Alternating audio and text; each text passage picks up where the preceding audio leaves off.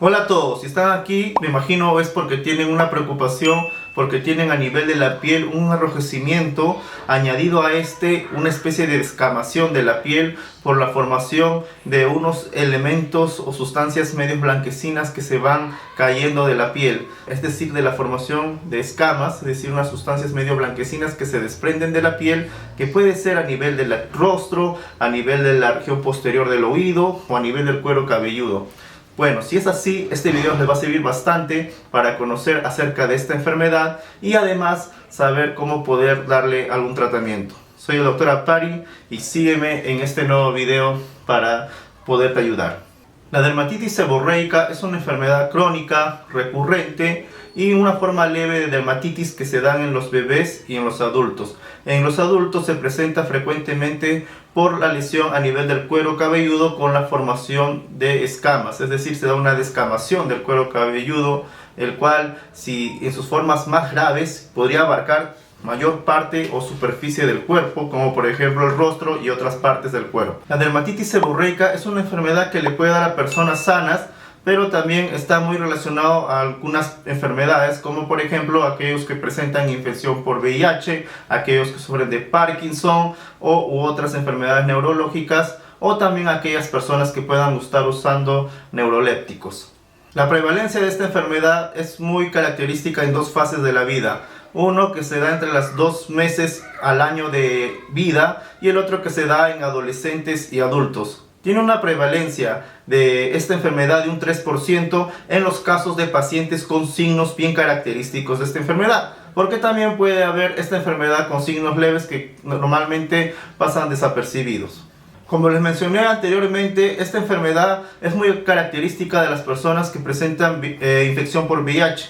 Y esta prevalencia puede variar de un 30% en aquellos que recién han presentado este tipo de enfermedad o hasta un 80% aquellos que ya tienen presencia de SIDA a nivel de su organismo. Para explicar cómo se da esta enfermedad, tengo que ser claro en que esta enfermedad no afecta a las glándulas sebáceas ni tampoco aumenta la excreción de sebo en pacientes con esta enfermedad. Pero sí se ha demostrado que estas glándulas tienen de cierta forma alguna actuación para que se dé la enfermedad, ya que se ha visto que esta enfermedad afecta más en las zonas del cuerpo donde hay mayor glándulas sebáceas y donde hay mayor tamaño de glándulas sebáceas, como por ejemplo en el rostro, en el cuero cabelludo, en la parte superior de la espalda, en la región auricular y también en la zona anogenital.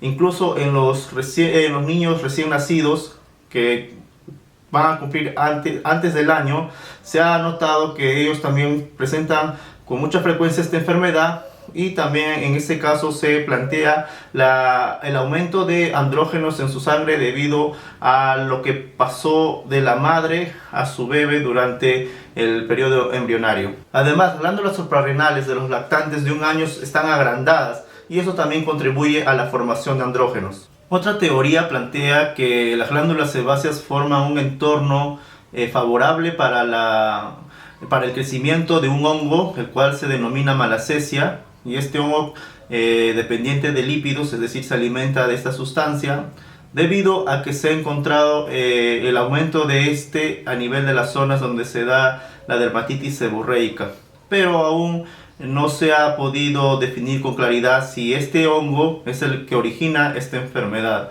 Por tal motivo aún faltan estudios para demostrar eso. Otra teoría es que esta tenga que ver con un estado de inmunidad deficiente en el paciente debido al aumento de su prevalencia en aquellos pacientes inmunosuprimidos, como por ejemplo aquellos que presentan infección por VIH. Con respecto a los signos clínicos o signos de esta enfermedad, se menciona la presencia de placas eritematosas con una presencia de una descamación, es decir, con la presencia de escamas de una coloración medio amarillenta, que se da en zonas del cuerpo ricas en glándulas sebáceas, como por ejemplo a nivel del cuero cabelludo, en la región del oído externo, en el centro de la cara, a nivel también de la región superior de la espalda. Y también en zonas intertriginosas. ¿Qué es una zona intertriginosa? Una zona intertriginosa es las zonas de pliegue, para que me puedan entender, como por ejemplo el pliegue que tenemos a nivel del codo. En el cuero cabelludo esta enfermedad se da de una forma más leve, solamente con la formación de caspa, es decir, con la presencia de escamas medio blanquecinas que se van a dar con la ausencia de inflamación visible del cuero cabelludo.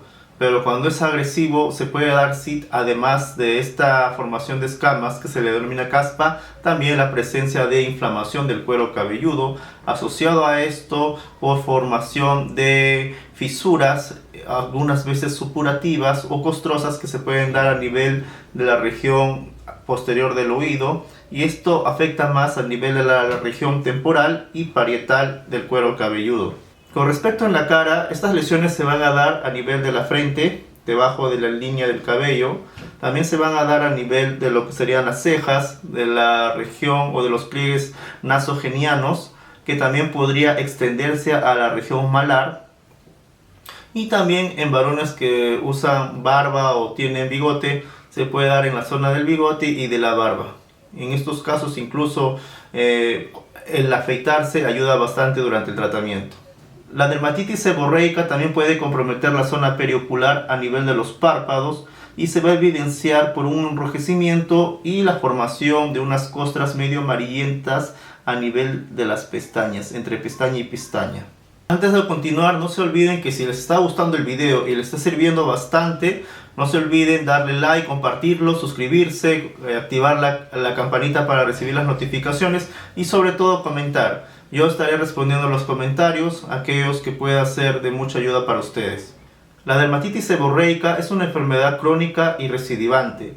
Es una enfermedad que puede incluso durar hasta décadas. Esta puede empeorar cuando hay estrés o en los periodos secos y fríos del invierno. Mejora durante el verano, probablemente por la exposición al sol. Lo que se busca con el tratamiento es evitar la recurrencia, pero estos tratamientos no curan la dermatitis seborreica. El objetivo del tratamiento de esta enfermedad es eliminar los signos visibles y disminuir los síntomas con los cuales se presenta, como por ejemplo el eritema y el prurito. A menudo es necesario un tratamiento de mantenimiento repetido a largo plazo.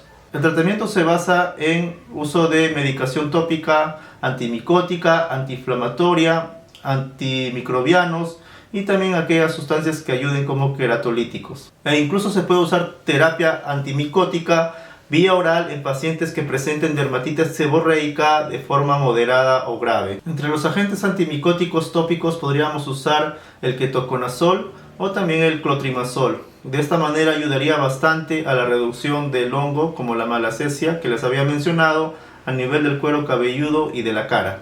Otros agentes tópicos antiinflamatorios que podríamos usar para el manejo de esta enfermedad podrían ser los corticoides, debido a su efecto antiinflamatorio, debido a que va a disminuir el eritema y el prurito. Además, podríamos usar también el tacrolimus como una alternativa a los corticoides, ya que estos, a comparación de los corticoides, no generarían efectos adversos. ¿Y qué efectos adversos producen los corticoides en la piel? Pues la atrofia y la formación de telangiectasias. Otro medicamento que se podría usar, otro tipo de medicamento que se puede usar son los champús. Champús que contengan ácido salicílico. De esta forma ayudarán por su propiedad queratolítica, eliminando las escamas que se forman a nivel del cuero cabelludo. Entre los fármacos orales antimicóticos que se podrían usar para esta enfermedad, podríamos usar la terbinafina, el fluconazol como dos ejemplos. Para aquellos tipos de dermatitis leve que se da a nivel del cuero cabelludo, se pueden utilizar champús que contengan ketoconazol al 2%.